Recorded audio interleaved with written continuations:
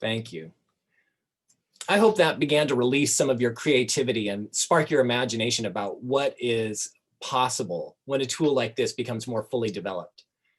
I know a lot was shared, and we will have notes from each group to consult, but I would like to hear from each moderator just one idea that was shared in your group.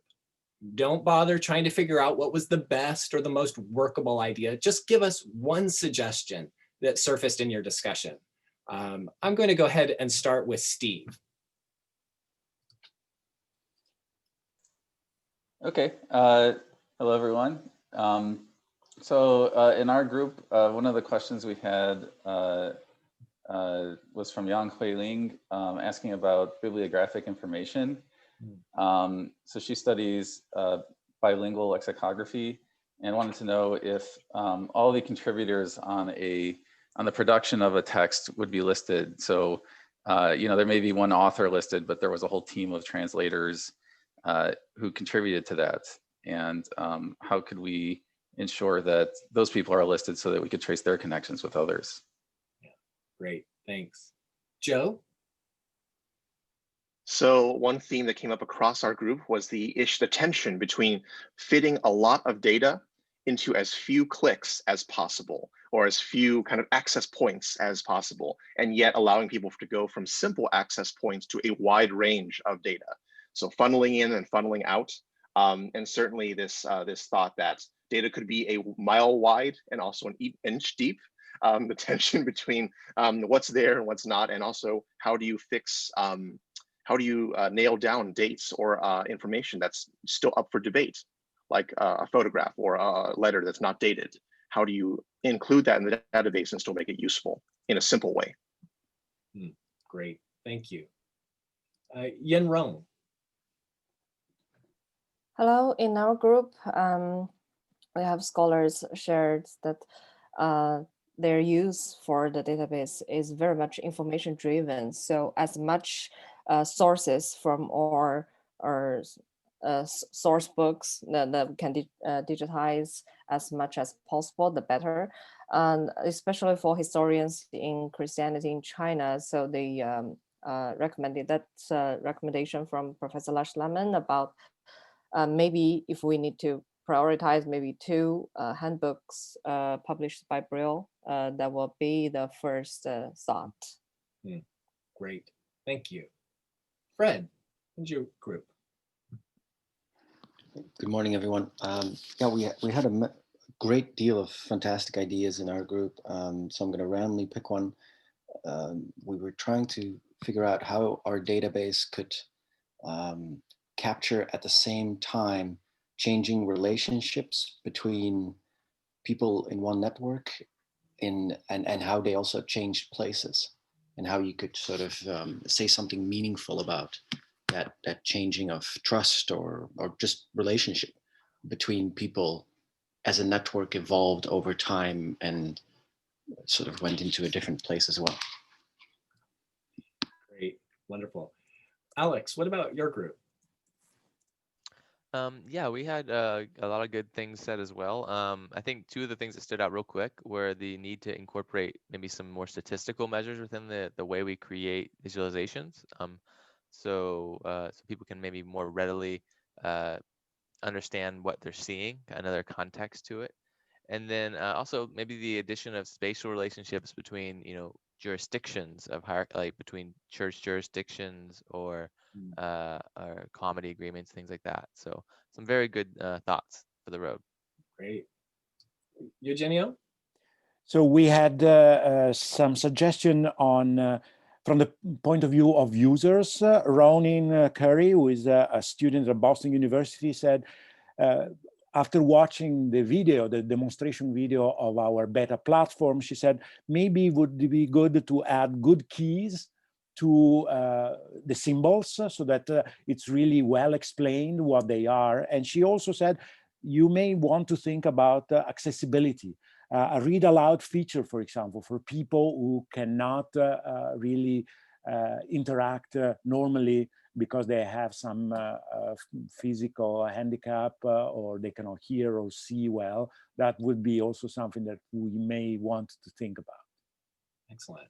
Excellent suggestion. Wenlu. Yes, in our group, we also have a lot of great ideas. And one I think is really important is how can these databases serve as a biographical dictionaries? So a basic dictionary, which has the missionaries' names and also Chinese Christians' names. And especially for the Chinese, we can have, we should have like not only bilingual, but also their alternate names in different, mentioned in different sources. And that would be really helpful for researchers who are working in the field, just very basic function. Excellent. Wow. So many wonderful ideas. And I'll just report one of the many that was popping up in our group. There was talk about the importance of maybe paying attention to larger environmental history, where these structures were located, not just in geographically, but sometimes around important resources, say forests or around mountains. It was also suggested that it might be great to overlap some of the environmental anomalies, floods or famines. When was rain especially low, and how might that overlay some of the Christian presence? So some fantastic ideas already bubbling up. As I suggested, we're going to be spending a good amount of time poring over these suggestions. So thank you for all that you've added. And as I said in my group, and perhaps this was also said in yours, if you have other ideas, maybe you didn't have a chance to fully explain what you would love to see in something like this, you have our contact information. You've been getting emails from us. We welcome your continued input as we think through and prioritize what we really need to put to you in the next 18 months, and then what we might do in the next 30 months. So it's been exciting already just to hear this and catch the first glimpses of what a tool like this could mean for the study of Christianity in modern China. And I'm delighted to hear some of the ways it's firing your own imagination. It really is fun to dream. I found myself starting to sort of bounce a little as I was hearing all these great ideas. Because for me, at least, that's where the energy for this project come from. It's the picture that I have of how this tool can become publicly available and start to provide answers to questions that people have never been able to seriously ask before.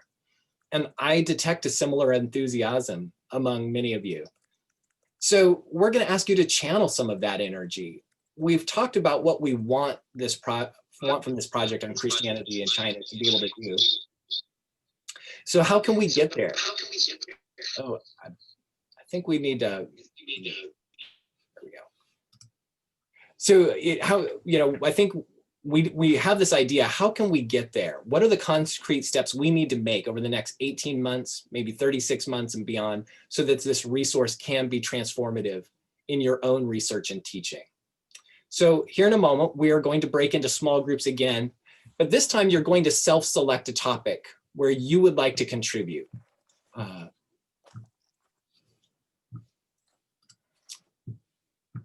What can we do for funding, for example? If you have suggestions about grants, I would love you to attend this group. But let's not just get hung up on grants. Maybe you have ideas for alternative ways to fund a project like this. If so, join this group. We need your input. Then there's partnerships. This project is too big to be done alone, and it's too important to rely on crowdsourcing. As Ruth Moore Stern has said before, if you build it, they will not come. We can't just rely on crowdsourcing.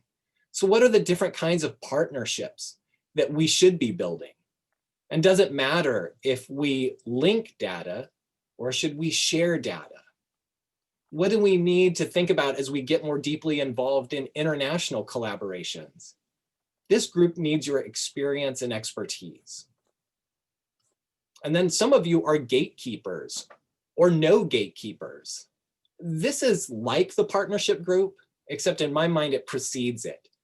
Who are the people that the China Historical Christian Database team needs to know about or be talking to? We heard yesterday, for example, that we should not forget the Orthodox missions and Christians in China. And someone helpfully jumped right in and suggested who we might contact. If you have other ideas of people or our archives who could be involved in this project, we want to hear from you in the Gatekeepers and Sources group.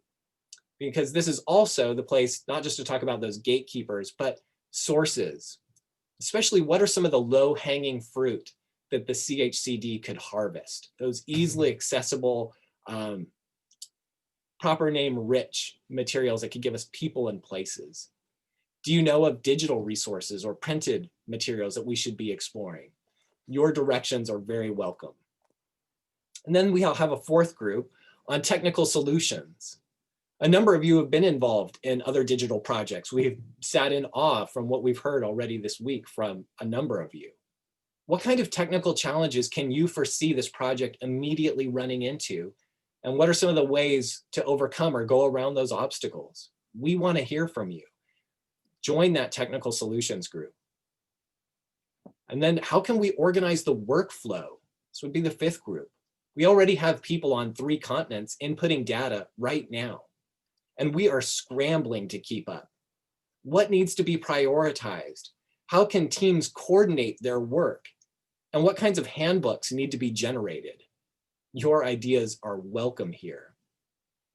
And in the sixth group, it's one thing to talk about organizing a system and what we need to be gathering from the top down, but we need to hear from those who are already working in the archives and with data sets.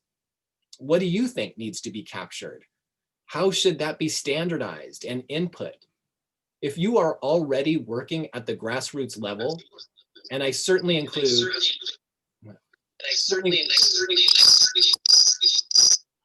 sorry, I'm getting a lot of echo. If you're working at that grassroots level already, and I certainly include all the undergraduate and graduate students, then please join the grassroots group. Tell us what you need to know, tell us what we need to know about what you're finding and how we can best capture that spatial and relational information. And then what about using digital tools in the classroom? Several times, people have talked about wanting to incorporate something like this into their teaching toolkit. What are the pedagogical dimensions of a project like this? How might students use this tool? How might students add to this tool? If you have ideas, then join the pedagogy group. And then we have just 2 more. We're also going to create a small group for those who want to talk about how the China Historical Christian Database can manage more global history. Once we start talking about Christianity in China, links start appearing all over Europe, the Americas, Southeast Asia, India. What should we do about these places and these physically distant relationships? How can this project capture something about global China without entirely losing its focus? We need your thoughts and welcome your ideas in that group. And then finally, we're going to open a section on visual culture and oral history. Up to now, we've focused on certain kinds of textual sources. How can a project like this begin to think about incorporating and managing more extensive sets of records? So this section explores some really exciting possibilities that surfaced several times this week. But visual culture, visual artifacts, oral history also is going to need wise minds and real guidance. So if you have interest in that, please join. In a moment, I'm going to open up 9 different sessions, but let me give you some instructions. To enter a section that you will get to choose yourself, do not, feedback again. Please do not click on the words global China or funding. Do not click on the words that appear because they will get you nowhere. Instead, move to the right of the word and click on the blue number there. It will start at 0, but that number will grow as more people choose that room. So remember, choose the number, not the words of where you want to go. We're again going to take 30 minutes. And again, you will have a moderator who will keep the discussion moving, take notes, and answer any questions. Hope you're ready, because you are going to be able to begin to select your rooms now.